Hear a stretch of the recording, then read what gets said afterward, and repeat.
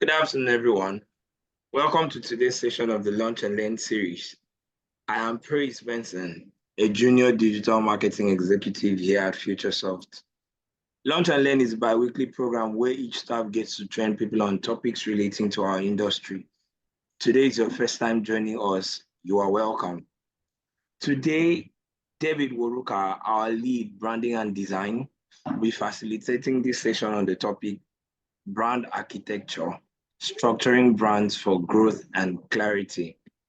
Kindly mute your mic as we continue with the session.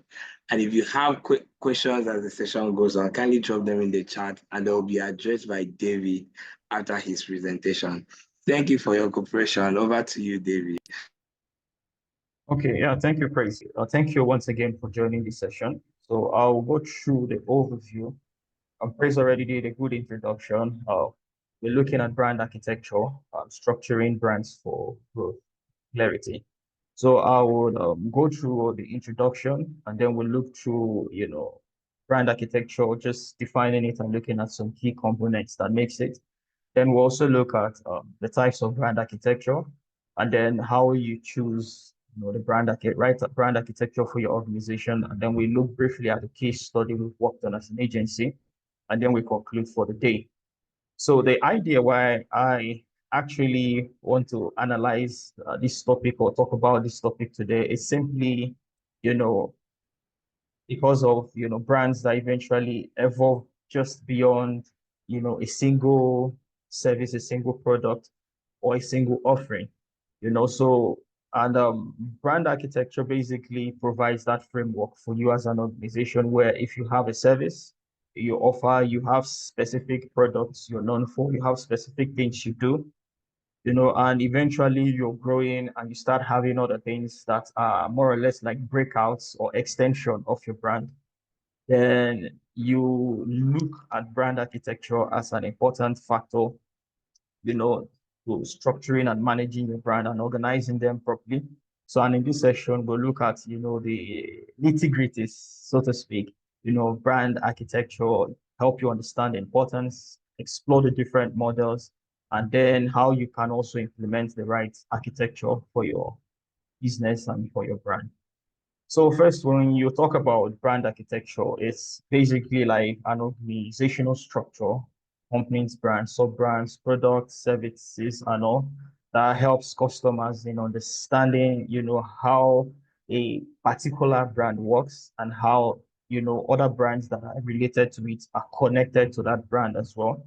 So, and I'm saying this, it might be all over the place at the moment because it's still not like the picture is still not clear at this point. So, but I want to put it this way.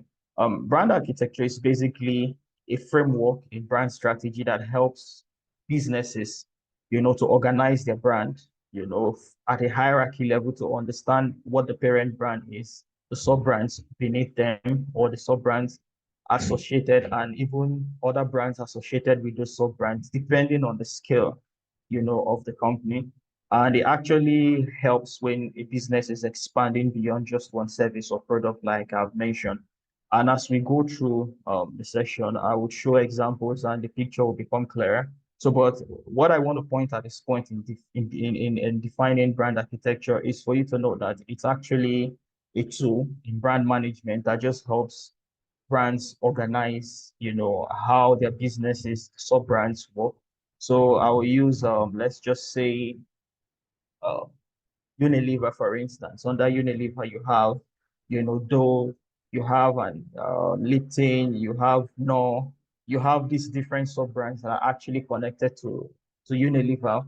But eventually, how does Unilever as an organization structure these sub-brands, for effective management from their end internally?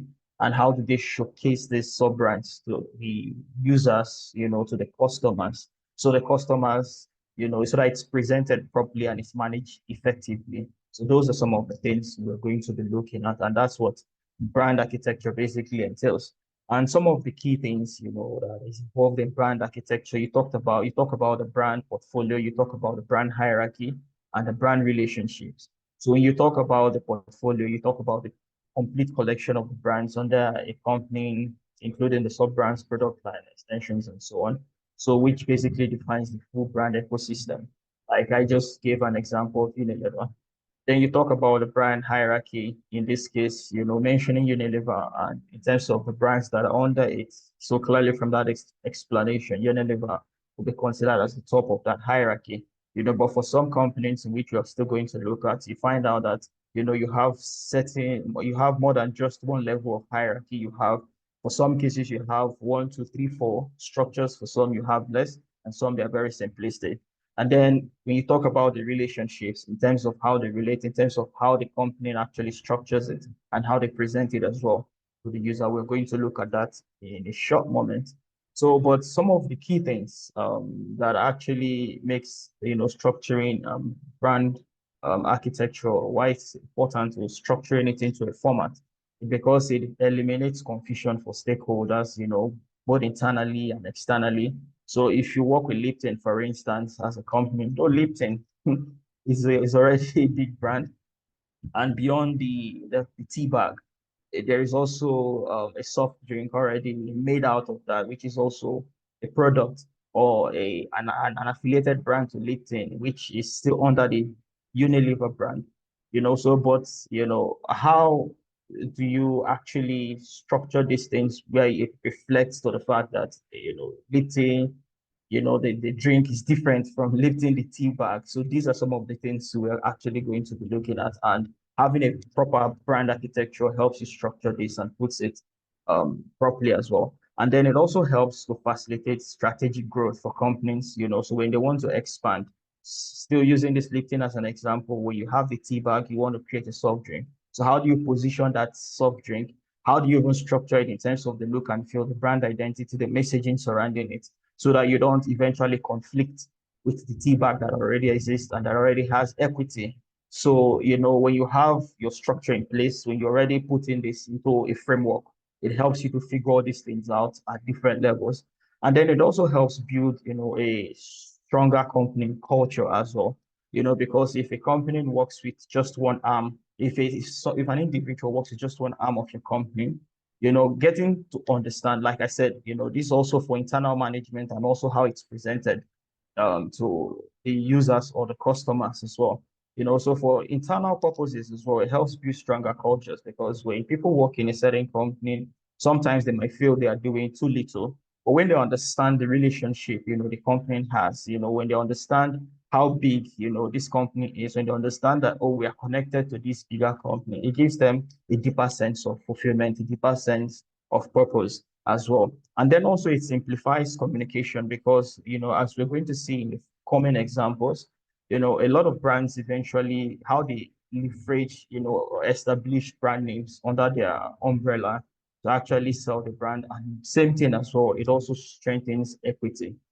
So to give it more clarity, so I already explained, it's a well-structured architecture that provides clarity, strengthens brand equity, and ensures a seamless experience for customers. And then when you talk about the different brand architecture, that's what we're going to be looking at. So we have what we call the monolithic brand architecture, or the branded house. You have the endorsed brands, and then you have the pluralistic or house of brands, and you have the hybrid model. So I think we've done a bit of the theoretical part. So let's look into, how it's structured. So let's start with this, which is the monolithic or branded house architecture. So this is actually, a structure where you have product or service that is being marketed under a single master brand. So the sub brands may be, incorporated into the master's brand's name, logo, along with various, variations that highlight specific services. And I've used FedEx as a simple example. So let me give some background to FedEx. So FedEx, for instance, FedEx, we're all familiar with FedEx as an organization. So you can see at the top, you have the FedEx logo. And then under FedEx, you have, FedEx Corporation, FedEx Express, FedEx Ground, FedEx Freight, FedEx Services, Logistics, and Office. So some of these brands under FedEx were not originally part of FedEx when FedEx started. So FedEx Express, for instance, um, came into being, it was already in existence in the US, but it became more of a worldwide company when FedEx merged with TNT. And then they also subsumed TNT, a European-based company under the FedEx brand. And then you have FedEx Ground, Freight, and other logistics services. So, but as you can see, why these, have different subtitles or different descriptors like Express, Ground, Freight, Services, Logistics, Offices, you can see that they all use the same FedEx logo. So basically, it's just FedEx as a company. But why it's FedEx as a company? You have FedEx Express, you have FedEx Ground, you have FedEx Freight, you have FedEx Services, Logistics, and they all perform different functions. They don't do the same thing. So another example, of a brand that actually uses this similar structure in terms of how the market is also Apple. So you see the first, they also have the I line, which you have the iOS, the iMac, you have the iPhone, and then they also have the Apple Music, Apple Watch, and other, products that has that Apple logo or the I logo affiliated to it. So that gives an example of how they structure it. So when you see an iPhone, you don't need to be told. You just know this is Apple. When you hear about Apple Music, it's just clear. You know it's Apple Music. And the logo as well still takes the Apple logo. And then you just have music next to it. So they use similar structure. Google as well is another brand that actually uses a similar structure. But in terms of how they've reflected their logo, it's slightly different from the convention. So Google uses the branded house structure to a certain extent, but with some level of uniqueness to it. But then you have stuff like the Google Play Store, you have stuff like the Google Maps, Google Drive, and so on. So still leveraging from that brand name Google. But then even Google as a brand, when it comes to the top level, when they incorporated Alphabet and made Google a sub-brand of Alphabet, it actually also extended the structure of Google. And I used a different example for that to show how that's worked, but that's also another complex structure you can also have in the process, and we'll get to that point. So, but this basically gives an idea of what a branded house is. So you use a single master brand to actually sell every other sub-brand or subsidiary that is within the brand ecosystem. And then you use a single identity to market each and every one of them. And for this as well, in some cases, you don't necessarily have to use the same color like we have for FedEx. So if you even see for the FedEx office, there's a bit of an extra element to it, and prior to this point, sometime in 2016, I think during the acquisition of the TNT by FedEx, they actually reverted back to their purple and orange. So at some point, each of these sub brands, why they had the FedEx logo, you have the purple in the Fed, and then the X took a different color, and the descriptor beneath it, ground, freight, services, and so on, took a different color as well. But then the identity in terms of the appearance of FedEx, was actually consistent across.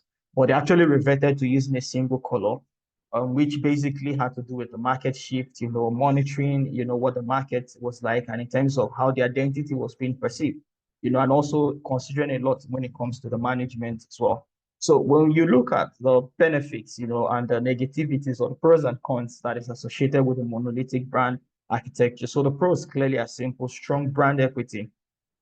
So if FedEx wants to add a new service, as it stands now, with the structure they have, all they have to do is just to come up with that service, and they can just to say, let's say, FedEx shipping. I'm just going out of a limb here, just saying something, so they can just easily put that, slap on that FedEx identity and add shipping. And it becomes easy for that brand to actually, build strong equity, because once people see that, they know, oh, this is a FedEx brand, this is a new service, and they could leverage that, for a lot of other services as well.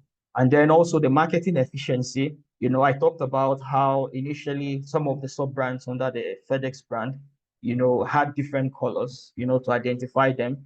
But eventually they reverted back to the primary color for everything, just because they understood that that unified or that single color based on the perception of the customer was needed. But for some cases, for some brands, they actually segment their colors. For instance, USA Today, when you click on the section that has to do with sports, it changes. When you click on the section that has to do with fashion, it changes. And then when you look at the different social channels as well associated with those sub brands under USA Today, They also use those separate colors, but the primary USA Today logo stays the same. It doesn't change, it just stays the same. And the color just changes depending on the brand you're the sub news session you're actually clicking on. And then also in terms of customer trust and loyalty, I already mentioned that equity easily impacts the customers. When people are already familiar with FedEx and they see something else affiliated to FedEx, they are easily sold because they already know the brand and the loyalty is already there. And when it's seen as a unified body, it's not necessarily even seen as an independent company, because this is one of the things FedEx actually said that, from their own observation, they realized that, even with the diverse colors, people still saw them as a single united company. So I guess for the purpose of cost effectiveness, if the perception is still that we're a united front, then let's just unify everything under a single brand, and that helps. And it also helps in terms of how you manage and how you communicate. It's easier, it's straightforward. But then again, it has its own downside. So you have the limited flexibility because every brand has to be incorporated into this, and there is an option to work on. There's an option to actually structure that when to actually, I'll say, cater to this limited flexibility. And that's when we start to look at a hybrid structure, and we'll get into that as well. So, and then there's also the reputation risk. So if something happens to FedEx, if FedEx comes under a scandal right now, because FedEx is seen, as a single company, if Google, for instance, comes under any issue, everything affiliated to that Google name, is easily, affected. It's just easily affected. So it's like when one finger is dipped into the oil, it spills to the rest. That's usually the one of the major risks associated with it's this monolithic brand architecture. And then also when entering new markets or launching diverse products as well, it's maybe harder because most often people who use the monolithic brand architecture, they often stay within a specific service area. So for instance, if you see FedEx Foods and it's not a delivering service, or it's like a restaurant. And you see FedEx Food is not a delivery service where, like you have Jumia Foods or you have Glovo. It's not something still along that sort of logistics line. If you see FedEx and they tell you this is a FedEx five-star restaurant, your brain starts to tick, because you start wondering, these guys don't really have anything to do with food. So it could be challenging to, when expanding into new product lines that are away from their product category. So sometimes that's also the drawback when you use a branded house architecture. So, but it works best for brands that want to unify strong presence with seamless customer, recognition. So, but like, I stated earlier on, for people who want to actually offer diverse offerings, that will cater to different markets and different product categories, it may not be the best model, but then it also has its benefits and upside, like I've mentioned initially. So then you have the endorsed brand as well. So the endorsed brand basically is a bit similar to the branded house, but completely different. So I'm using Kellogg's as an example here. So basically, unlike FedEx, where you have FedEx, same logo across, and then just different descriptors for each brand. In the case of the endorsed brand, you still have the presence of the parent brand, like you can see for every logo you have here. For the Rice Krispies, the Frosted Flakes, Cocoa Puffs, you still see the Kellogg's logo everywhere. But then when you then look at So each this of the just logo for beneath it, if I run them just like for love you or see that you know the I thought someone was speaking. So sorry, let me take that back. So when you look at the Kellogg structure, you realize that the Kellogg's logo is at the top of every sub brand, that are reflected here.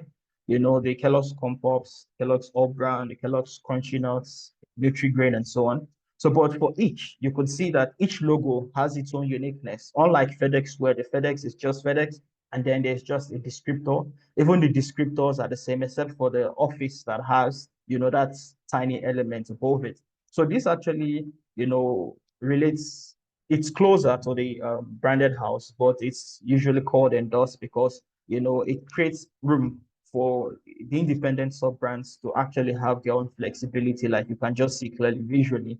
And, Employing this method also depends on the kind of products, and services you offer, and also what you're trying to achieve. We'll get into some of the questions you have to look into. So we talk about credibility and trust.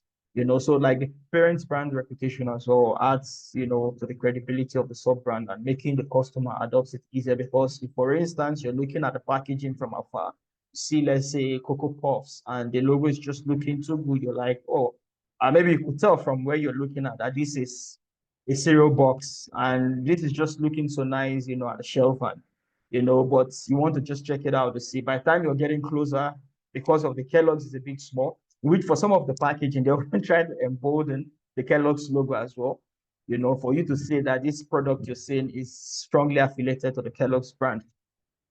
So, but if you look at that, if it's a new product that is coming into the market, given the fact that, oh, you already know Kellogg's and they're already along this product line, they already offer this type of product, it's easy. So that's why it's called endorse. It's easy for you to just be like, oh, let me pick it up. Nestle as well does similar things for some of their products, but not all. So, some of the products you see, I've actually ran into products, why I do maybe a research stuff I am not familiar with, or maybe a product that doesn't have presence in Nigeria. And then I see it has Nestle logo on top. And now we're, oh, this is part of their product line as well. And then besides Nestle, the other little brands as well that do that, where they use that endorsed method, where why they don't have the name forward, it's not obvious. When you look at the specific sub-brand logo, you see they've attached their own logo there. So that's just like a seal of endorsement to show that this product is endorsed by us. We own it, So that's the whole idea of the endorsed brand. And then you have, the flexibility and differentiation. So for each of the brands that's shown for Kellogg's, they can have their own flexibility in terms of the marketing style, the visual style, the visual language, and also the audience in which they're targeting, the customers in which they're trying to reach. So while they're still trying to learn from, get that credibility from the parent brand, it gives room for a lot of flexibility, for the independent brands to have independent strategies, independent target audience, independent, markets they are also going to, and different operation techniques, So then also the risk is also mitigated, because if you like Cocoa Puffs, for instance, and then Rice Krispies is having an issue, you may not really think so much about the fact that both brands are actually affiliated to Kellogg's, because the truth is, Cocoa Puffs has its independent identity to a great extent, and if I'm not even necessarily highlighting this, there are a lot of people who are not even paying attention enough to even know that Kellogg's, is actually associated with Cocoa Puffs. There are people who this will still slip past while it's there in their face, it will still slip past. And for people who are paying attention, it's easy to differentiate, because it's more of the sentiment most time,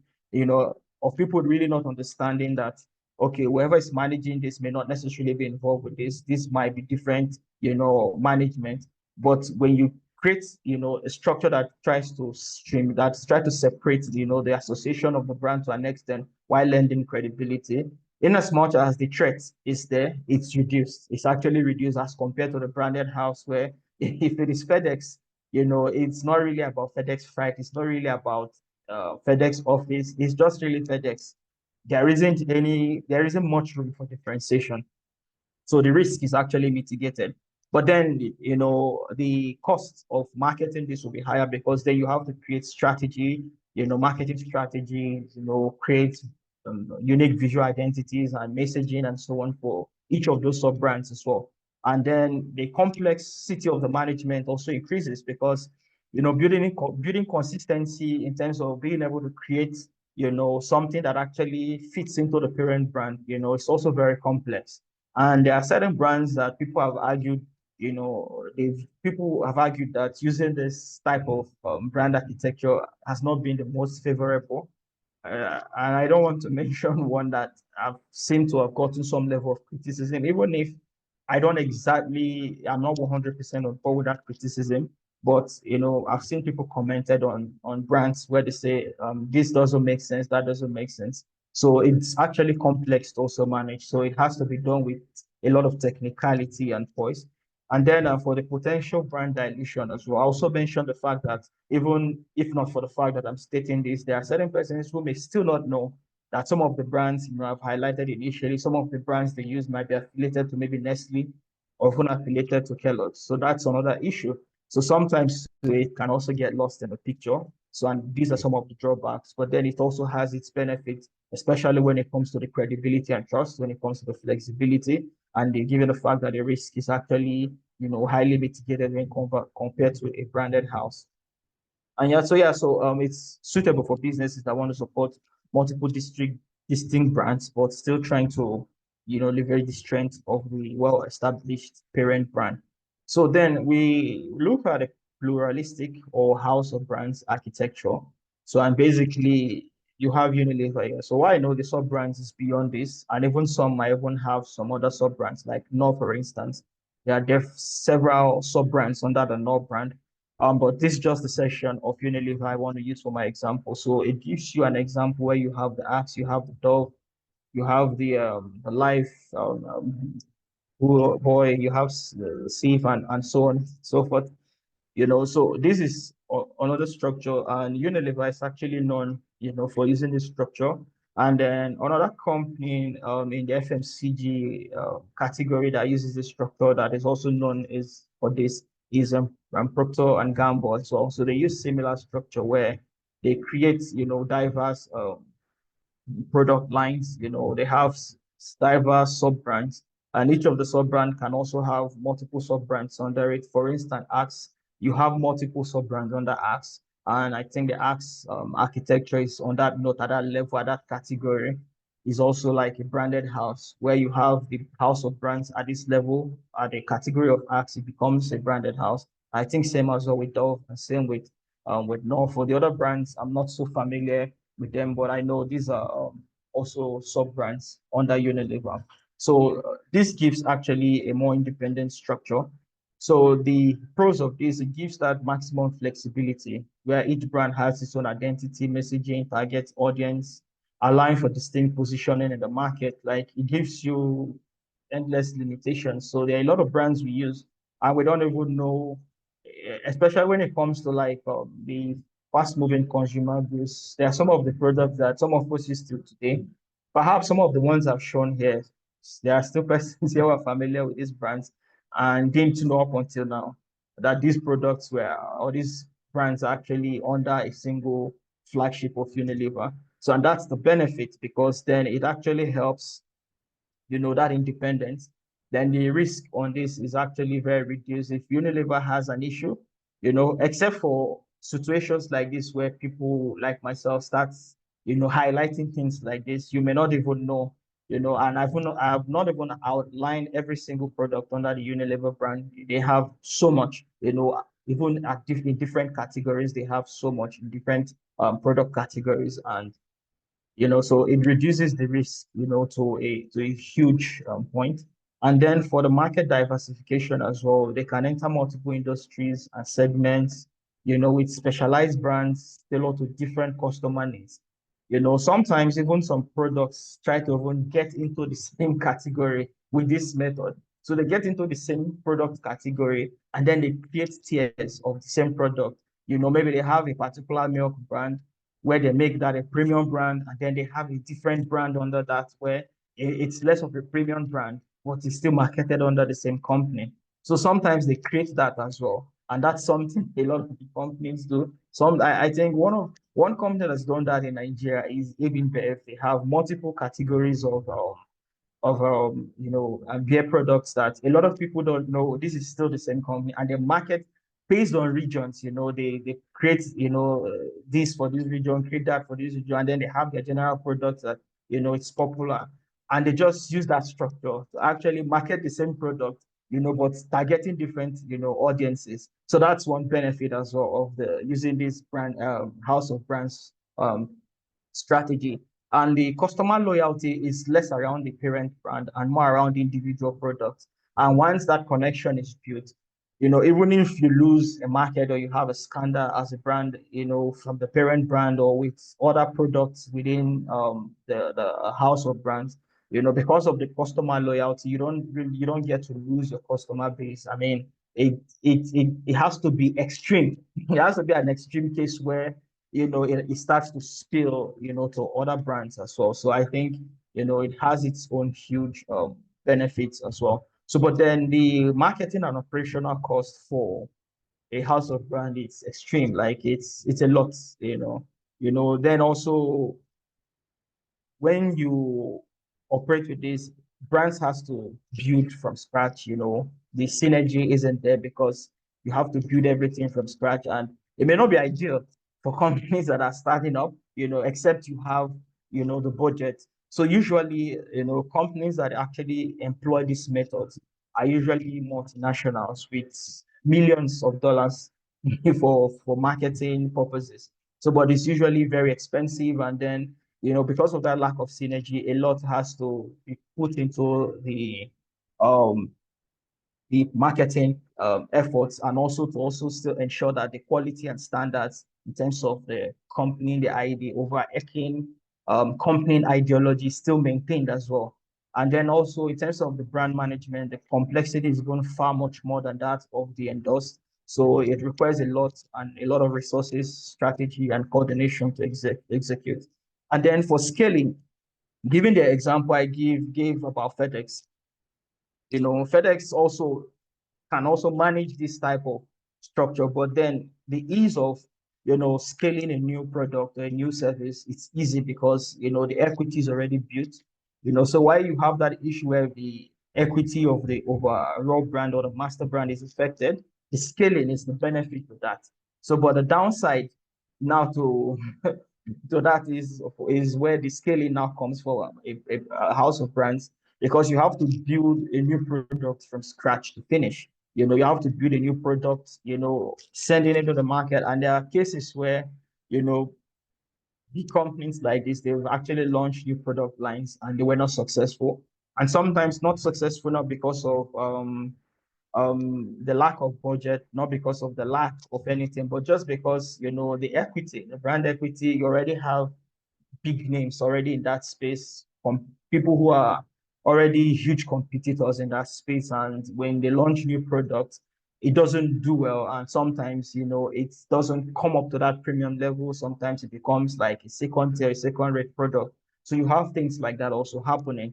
So, but this is best suited, like I said, for very large corporations where, the products they offer services they offer are very diverse. They can move from one product category to another. So everything is 100% segmented, but from the internal structuring, they know how these are connected to each other and how they all interrelate to a single brand. And then for the hybrid structure, so like you said, it's hybrid. Hybrid is just, a mix of everything. And this is the Coca-Cola company with a few of the sub-brands in which even all of it too hasn't been reflected here. So we're all familiar with the Coca-Cola, primary Coca-Cola brand, the Coke as well. We're familiar with the Fanta brand and this, yeah, I know like in places like Europe, even at some point in Nigeria, Fanta had like about 4 or 5 different sub brands under it. They had the strawberry, they had the pineapple. I think they even still have the pineapple right now. So they had, and that's Fanta brand uses the branded house architecture. Same thing as well the Coca-Cola, Coca-Cola Zero Sugar, Coca-Cola Life. I'm not sure Coca-Cola Life is available in Nigeria, but the other Coca-Cola products we've seen over time as well. For Sprite, I don't think I've seen any variation of Sprite, but in Europe, they have variations on the Sprite, they have variations on the Fanta. I've seen loads of stuff that I can't imagine, under those flagship as well. So, but you can see they've also listed Simply, and you can see that Simply Orange, Simply 50, and Simply Almond as well.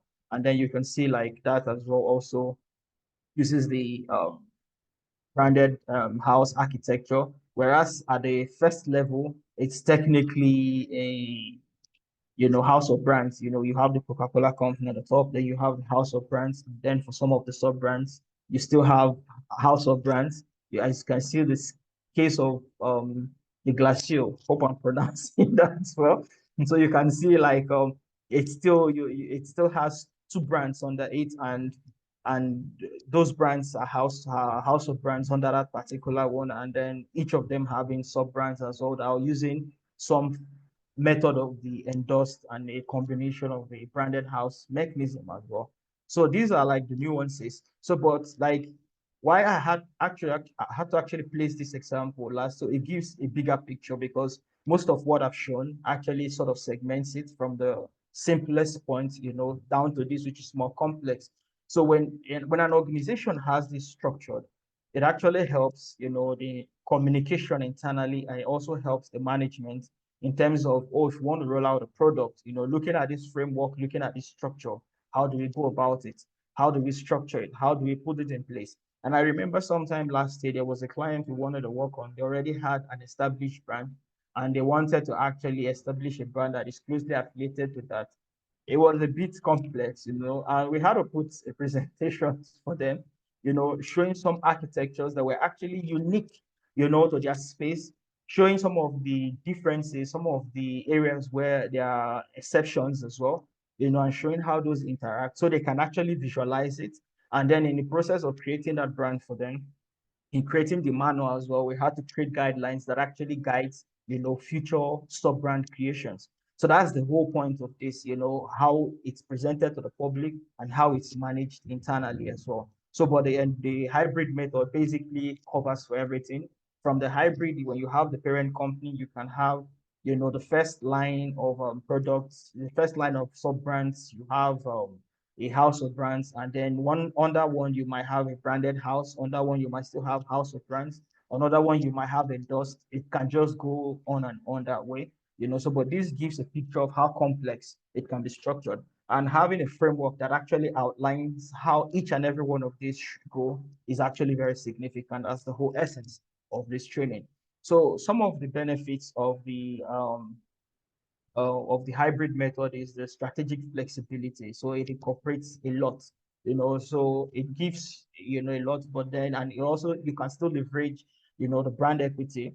It can also support market extension, and the risk as well can be high because you have a bit of everything. So it plays around with virtually everything and actually enhances, it basically leverages the benefits of the other three examples we've talked about into one, and then the cons as well are still related in terms of the cons of most of them, so there is also the risk of internal competition, and why this might be different for the house of brand. When I mentioned that even some brands, they try to position one product maybe as a premium and one not so much as a premium, they may not be competing with each other, but sometimes the issue of internal competition may rise when you have a bright hybrid system. And usually why that occurs is because, most companies, when they get to the level where they start incorporating a hybrid system, um, they start to acquire a lot of companies. And then you might come to a point where the company you're acquiring might have a product that might need to be positioned as, that was already positioned as something you already have within your product line. And that's why having this framework also is important, so that when you have this framework, before you're venturing into a new market, if you're trying to go for an acquisition or a merger, you can look at the products that are actually positioned maybe in the markets prior to this time, prior to maybe that merger or acquisition, to know, how to differentiate them eventually, so, but sometimes, that can come up. And I think there's a company that has done that in Nigeria where, as a result, I don't know how they went. I don't want to speak so much about what I don't know, but they used to have a flagship brand.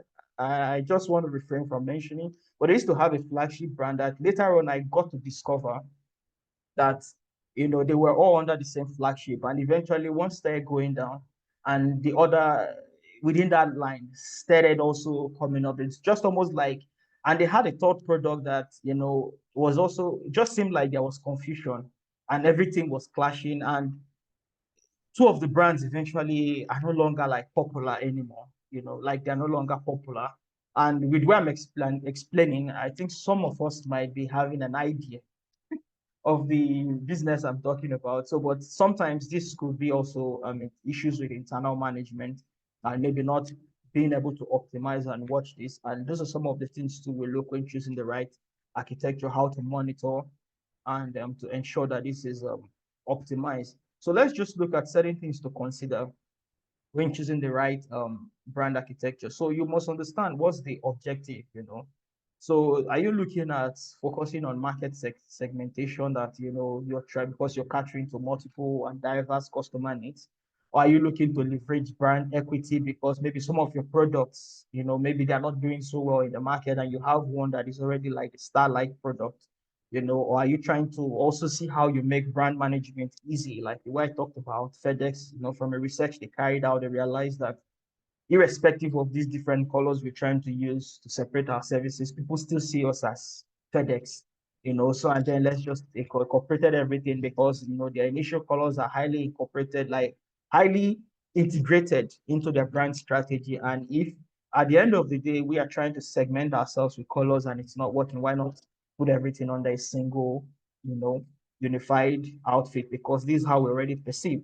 So you have to consider that, what exactly are you looking, if you're looking at diverse markets, will a hybrid structure work? When you look at the potential of a particular product under your service, what is the potential as well? How can that product eventually expand?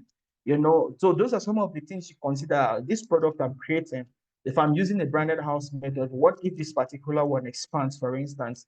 And I'll give an example. Google acquired YouTube. And when Google acquired YouTube, well, I don't know if YouTube was using the red logo, but the red on YouTube is affiliated to the YouTube, the Google color family, so to speak. That red is somehow affiliated, but I think it's a bit darker. Now, but over time, YouTube on its own has evolved where you have YouTube Shorts, in as much as it's still incorporated in the same platform, but the YouTube Shorts has a different identity from YouTube itself. And you have YouTube Kids, which still on the same platform, but has, an independent identity as well. But then you have YouTube Music. And now YouTube Music, why on a browser, and I don't know mobile, I've never tried a mobile, but while on the browser, you can switch from YouTube Music, it's an entirely different platform altogether.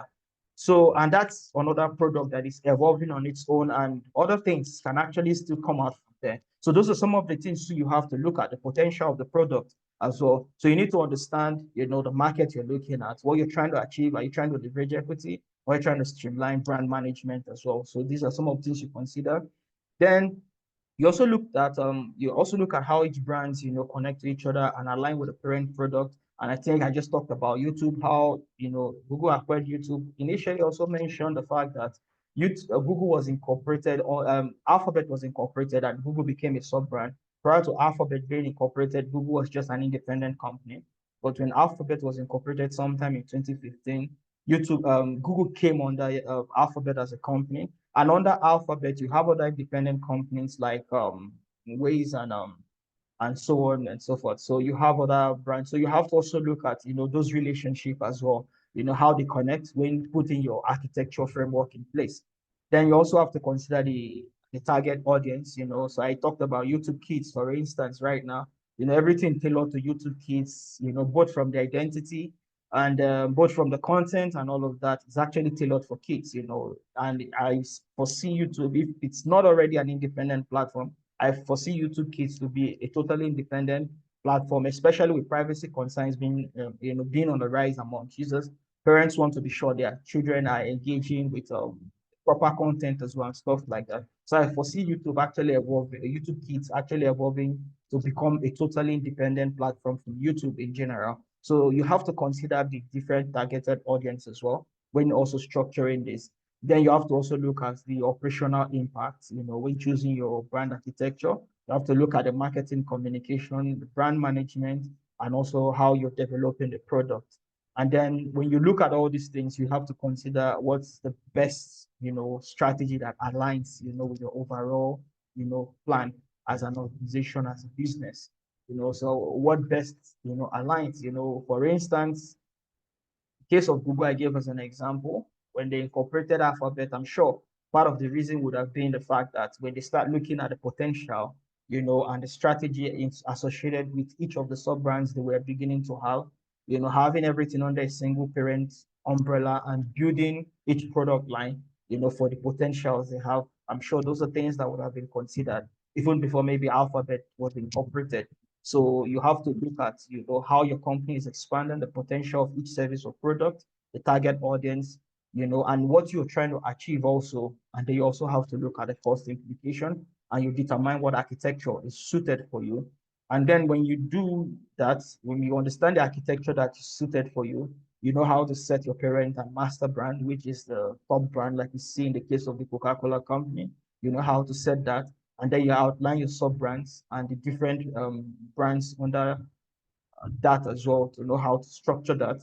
Then also streamlining relationship between positioning and release brand relationship and positioning. So I've talked about ensuring that each brand is positioned in the market, uniquely, but then again, depending on the architecture you're using, the complexity of that becomes either difficult or more complex. For branded houses, usually, when they are creating a new product line, it's usually primarily distinct, it's an additional service.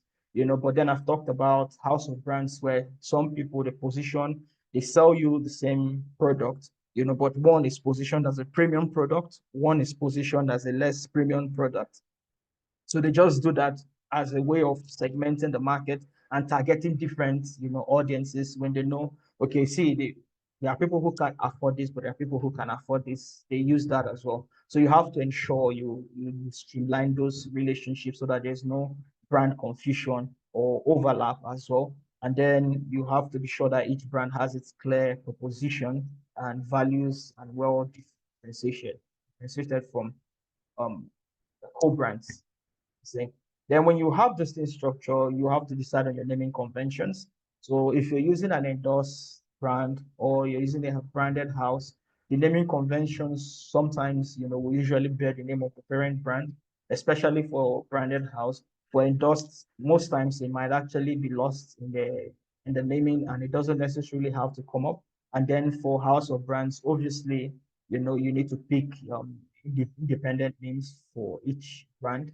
And then for endorse, sometimes, there are some companies too that also uses like Nestle I mentioned, they have like the Nescafe, and they have other product that has the NES to it. So that's another way of, endorse brand, it's called similar naming. That's another way of also endorse brand. And to an extent, it's closer to the branded house, but most often that structure for brands that use it, they have you still see the independence from the parent brand, but they also use that naming as well. They also leverage it. So you decide on your naming convention. Then when you do that, you create guidelines for logo usage and visual identity systems and your design system and communication. Then you craft your messaging and tone as well for each brand. So you define your naming and identity guidelines to ensure that that brand is communicated coherently, or that brand ecosystem is communicated coherently. So it's also important to also structure these things. Then, of course, when you're done with this, you implement across touch points, you update your market collateral.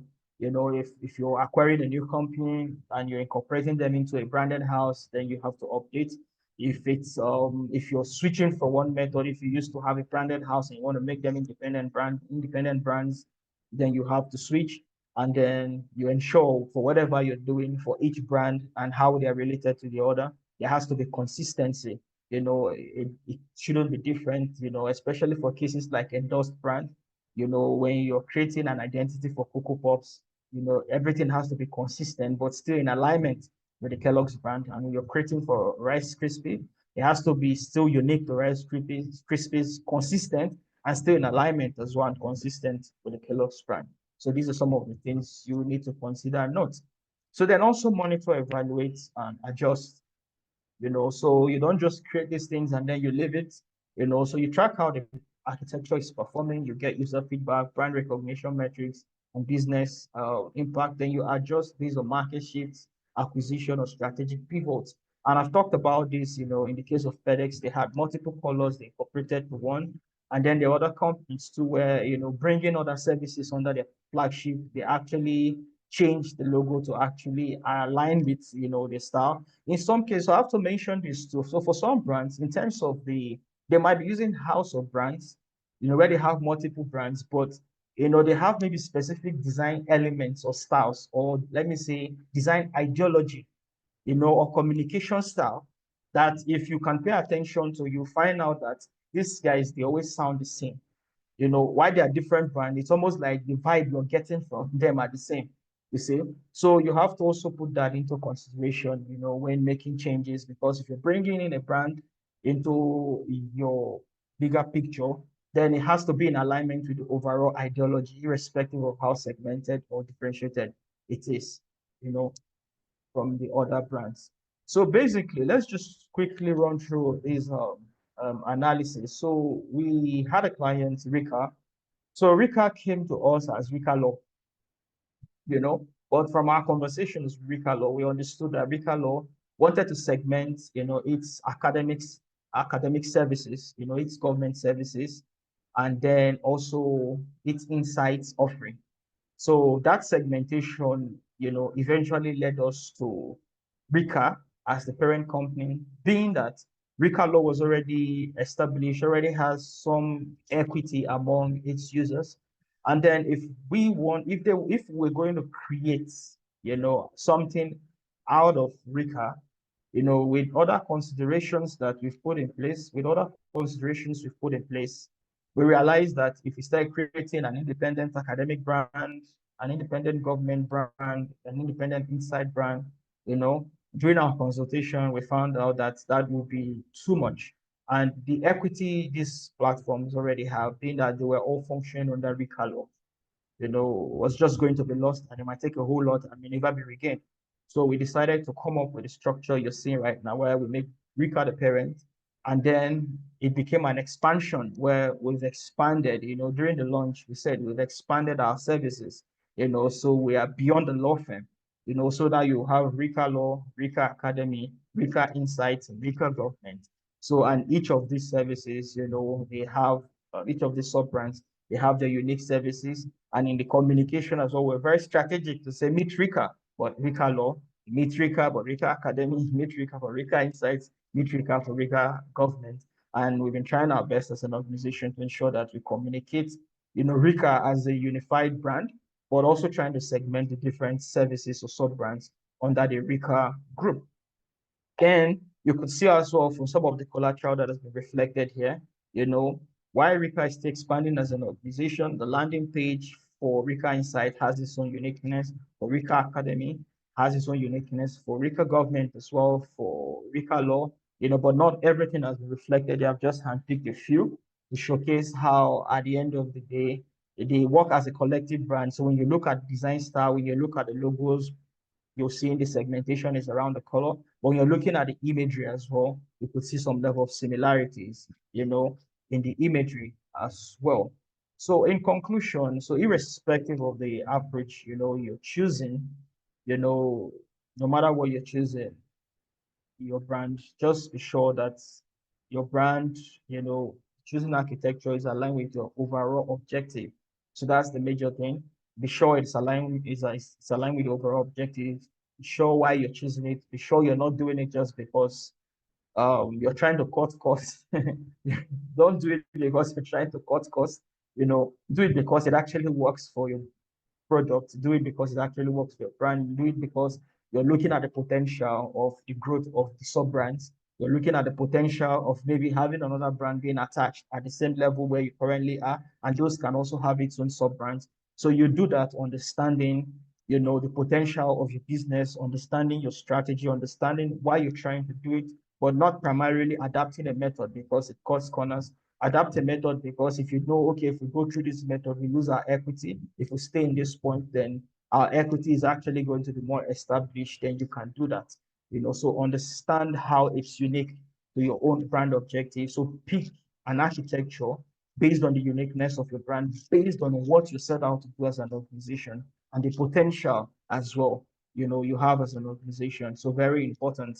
So, but basically, it's very essential for guiding consumer perception, easing up brand management and also driving business growth because, the brand managers, the VPs, because at that point, at the level of the Coca-Cola company, the Unilever, it's not really about brand managers. Those are VPs of brand management, and even some cases, presidents of brand management, they sit, I'm not throwing shades, but they sit as puppet masters, looking at these frameworks, adjusting it, looking at the feedback from the market, having their hands, at the pulse of it, ensuring that they're constantly optimizing, because it actually helps, in terms of managing the overall brand portfolio. So basically, it helps to enhance, brand visibility, strengthen customer relationship, and ultimately, it helps you with your competitive advantage in the marketplace because you can actually visualize everything from your palms, and just beyond the visuals I've shown, there are other internal metrics and methods that have been taken to ensure that there are consistencies and these things are being managed in terms of the strategy that's been put into them, the feedback that has been getting from the market. So, but this, actually helps, to actually give your brand the proper visibility and strength it requires, and also strengthens the relationship with the customers and gives you that competitive edge because it's a framework that enables you manage your brand effectively. So thank you for giving me your time, and then I hope you've picked something from this session. So if you have any questions, I'll now be a time to get that. Floor is open. Okay, so I think we got response. Praise, the floor is back to you. Thank you everyone for your time. And thank you for that session. In the absence of questions, we can now bring this session to an end. Please note that this video will be available on our YouTube channel. And if you have questions while watching the video, kindly drop them in the comment section and we'll be very happy to answer your questions. Join us next time for another insightful edition. Have a good day ahead. Goodbye, everyone.